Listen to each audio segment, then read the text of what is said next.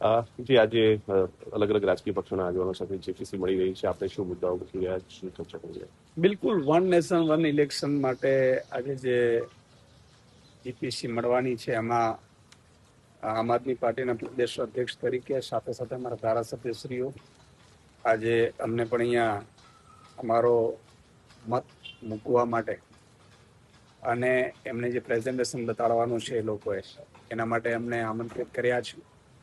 અમે આજે પહોંચ્યા છીએ અને સ્વાભાવિક છે કે one nation one election Bharat જેવા દેશમાં એક સાથે તમે જો એક રાજ્યનું ચૂંટણી હોય, જો આપણે 5-5, 6-6 તબક્કે ચૂંટણીઓ યોજાય છે, ઈવીએમમાં કેટલી ખરીદી થાય, ઈવીએમ કેટલા નવા ખરીદવા પડે કે દરેક જગ્યાએ હોય તો એ તો એટલે ઇન્ફ્રાસ્ટ્રક્ચર વાઇઝ પોસિબલ નથી. આપણી પાસે એટલી પોલીસ ફોર્સ કે જે વ્યવસ્થા બંદોબસ્ત થઈ શકે એનો પણ પૂરતું નથી. સાથે સાથે માની લો કે અત્યારે કેવું થઈ રહ્યું છે, સરકારો પાડી દેવામાં આવે છે. સરકારો પડી જાય તો એ ભંગ થાય આખી વિધાનસભાઓ, તો લોકતંત્ર માટે, લોકશાહી માટે શું ઇમ્પોર્ટન્ટ છે?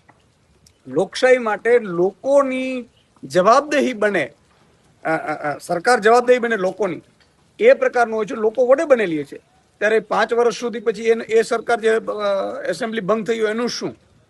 એટલે આ બધા પ્રશ્નો છે. સાથે સાથે જે પ્રાદેશિક પક્ષો છે, એટલે લોકશાહીમાં બધાને ચૂંટણીઓ લડવાનો, ઉભા રહેવાનો અને પોતાનો પક્ષ રજૂ કરવાનો અધિકાર હોય છે, હક હોય છે.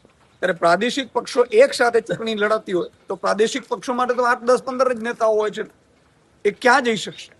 એટલે આ બધા મુદ્દાઓ છે જેને અમે આજે મૂકવાના છીએ.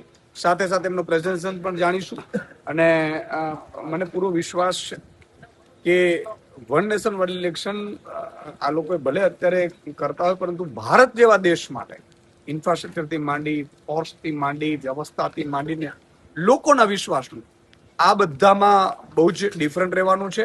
એટલે અમે પણ એનો જે અમારા વિરોધના મુદ્દા છે એ મૂકવાના છે.